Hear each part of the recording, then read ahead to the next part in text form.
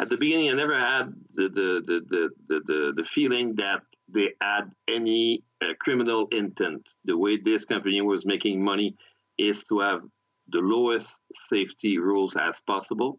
For sure, there was negligence, but there was so many other people higher than them who make negligent thing in regards of this accident. We didn't.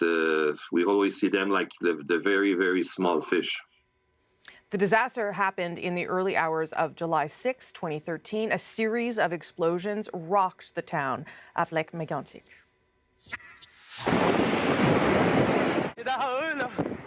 A train carrying 7.7 million liters of crude oil derailed, setting fire to the town. Phone recordings from that night captured the moment the train engineer discovered what happened. It's your train that rolled down? No. Yes, sir. No, RJ. Yes, sir. Holy yes, sir. Hours earlier, the 72-car train had parked in Nantes, Quebec, picking up speed as it traveled 11 kilometers toward Lac-Mégantic. The aftermath, 47 people killed, about 2,000 residents forced from their homes, and the downtown core destroyed. Lac-Mégantic's physical scars remain. Residents are exhausted from the mental toll of that trial, too. And as Jayla Bernstein learned, they're looking to moving forward. At the courthouse, a mixture of relief and tears from one of the accused railway workers.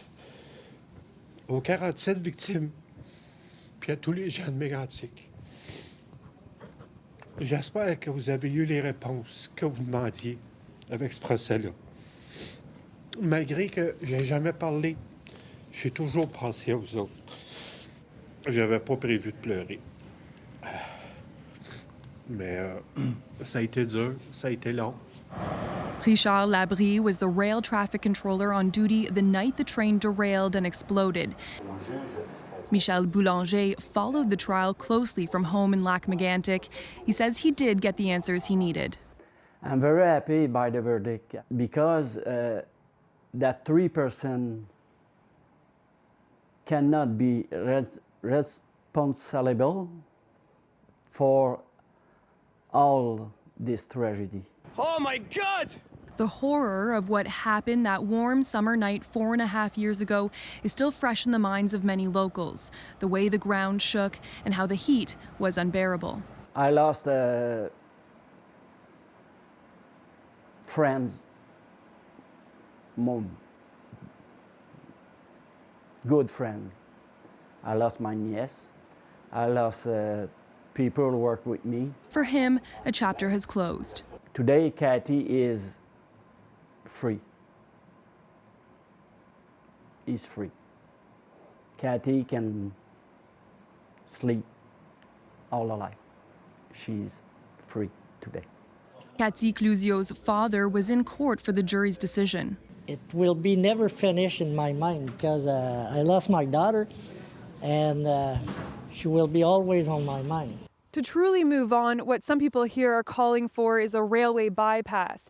Today, the mayor said that while they might have closed a chapter, to close the book, what they need is for trains to stop rolling through their downtown. She wants assurances from the provincial and federal governments that that change is coming. But for many in the small town of Lac-Mégantic, the damage can't be repaired.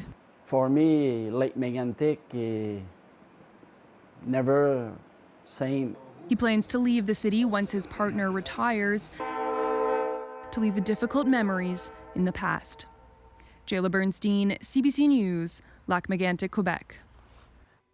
After the disaster, the government did implement a number of changes to Canada's rail industry.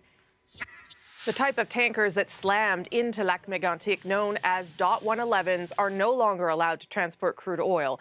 The cars would often puncture and leak during crashes, as officials in Canada and the U.S. had been pointing out for years, though the government didn't begin to phase them out until 2014.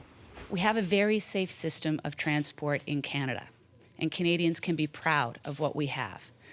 But we can always do better.